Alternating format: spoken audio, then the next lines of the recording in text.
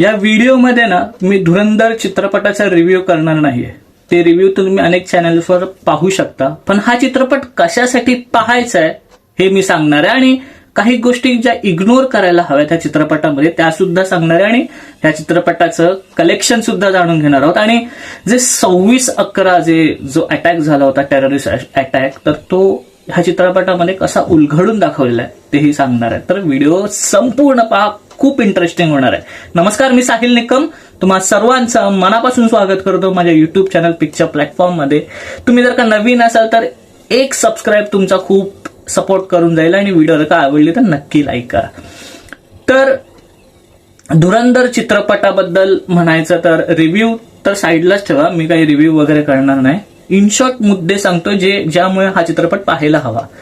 तर सर्वप्रथम तर जो पाकिस्तानमध्ये जे ग्रासरूट लेवलला जे टेररिस्ट होते हे इथे दाखवलेलं आहे. म्हणजे आता एक लियारी म्हणून त्यांचं एक विलेज आहे, तर तिकडे एवढे आतंकवादी आणि एवढ्या काही गोष्टी होत्या ग्रासरूट लेवलला त्यांच्या, आणि त्या सगळ्या दाखवलेल्या आहेत. आणि त्याचं कनेक्शन जे आहे ते भारतावर कसं होतं हे दाखवलेलं आहे.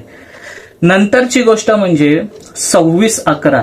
आता 26/11 ही जी गोष्ट, जे टेररिस्ट अटॅक घडला, तर त्याच्या पुढे मागे एक खूप मोठा प्लॅनिंग होतं. आता ते प्लॅनिंग काय बरं, ते प्लॅनिंग कसं भारताला आधी समजलं होतं, पण त्याच्यावर काही गोष्टी घडल्या नाही, त्याचे रिॲक्शन्स घडले नाही.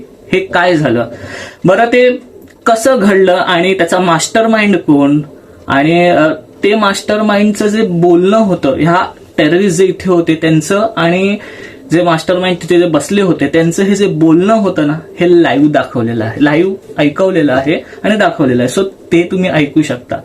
त्याच्यानंतर तिसरी गोष्ट म्हणजे जे अटॅक झाले, पार्लमेंट अटॅक असेल, 26/11 अटॅक असेल, त्याच्यानंतर कंधारचा प्लेन हायजॅक अटॅक असेल, ते सगळे अटॅकचा जो प्लॅनिंग आहे, ज्यामुळे ते घडलं आणि ते पाकिस्तानमध्ये त्याच्या ग्रासरूट लेवलला ते हळूहळू कसं घडत होतं हे सगळं दाखवलं जातं.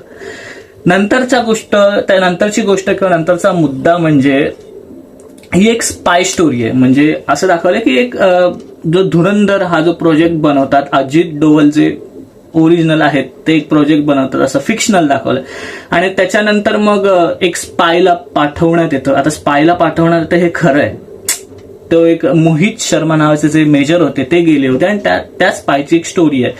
तो रोल प्ले केला रणवीर सिंग यांनी. तर तो कसा पाकिस्तानमध्ये जातो आणि तो कसा इन्फॉर्मेशन पाठवतो आपल्या भारताच्या सिस्टीमला, तर ते सगळं आहे. म्हणजे त्यामध्ये 26/11ची इन्फॉर्मेशन सुद्धा होती. तर ते सगळं. आणि बरं, हा जेव्हा जातो तेव्हा त्याला आता त्यांच्यामध्ये सामील तर व्हायला पाहिजे, तर त्यांच्यातला दिसेल ना. मग ते आता जसं बहिर्जी नाईक होते ना, तर त्यांच्या गोटामध्ये ते शिरून ते लोक बातमी आणायचे, तसंच तो एजंट जातो त्यांच्या तिकडे आणि त्या टेररिस्ट सोबत राहायला लागतो. त्यांचे हावभाव काय, त्यांचे स्वभाव काय, त्यांचा मूळ जे रूट आहे ते कुठनं आहे, मग ते कसं नष्ट करता येईल, हे सगळं जाणून घेण्यासाठी आपल्याला धुरंधर हा चित्रपट पाहायला पाहिजे.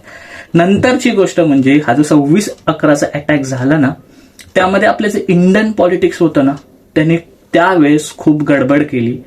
म्हणजे बातमी आधीच कळाली होती पण त्याचं रिएक्शन तसे आले नाहीत, असंही ह्याच्यात दाखवलेलं आहे. म्हणजे इंडियन पॉलिटिक्स त्यावेळेस किती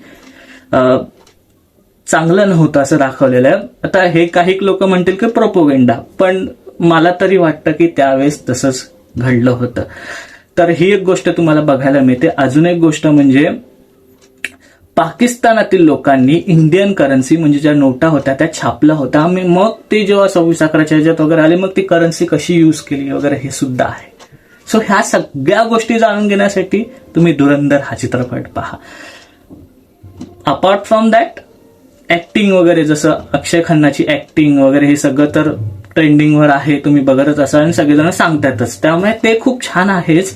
पण ह्या सगळ्या गोष्टी तुम्हाला बघायला मिळतात, त्यामुळे हा चित्रपट नक्की बघा. आता कलेक्शन किती झाले धुरंधर चित्रपटाचं, तर ते झालेलं आहे 9 दिवसांनंतर जवळपास 400 कोटी एवढं, म्हणजे वर्ल्ड वाईड कलेक्शन. आणि जर का ग्रॉस कलेक्शन 360 कोटीच्या आसपास आहे. सो एकंदरीत ब्लॉकबस्टर चित्रपट झालेला आहे. आणि मोस्टली मी हिंदी चित्रपटांबद्दल बोलत नाहीत, पण ह्यावेळेस ना ते आतनं आलं की बोलावं तुम्हाला आणि का चित्रपट पाहायचा हे सांगावं. तर हेच होतं काहीसं माझं मत धुरंधर चित्रपटाबाबतीत. चित्रपट खूप छान आहे, तुम्ही थिएटरला बघू शकता. फक्त इग्नोर काय करायचं, तर काही व्हायलन्स सीन आहेत, काही ऍडल्ट सीन आहेत, तर ते इग्नोर करा आणि हा चित्रपट बघा. आणि थोडं त्या गोष्टीकडे न लक्ष देता हा चित्रपट बघा, एवढंच सांगेन. तर हे होतं माझं मत आणि तुम्हाला हे सांगायचं होतं, तर हा व्हिडिओ बनवला. तर इथेच थांबूया, पुढच्या व्हिडिओमध्ये भेटू. तोपर्यंत आपलं युट्यूब चॅनल पिक्चर प्लॅटफॉर्म पाहता. लास्ट बट नॉट लिस्ट, स्वतःची काळजी घ्या.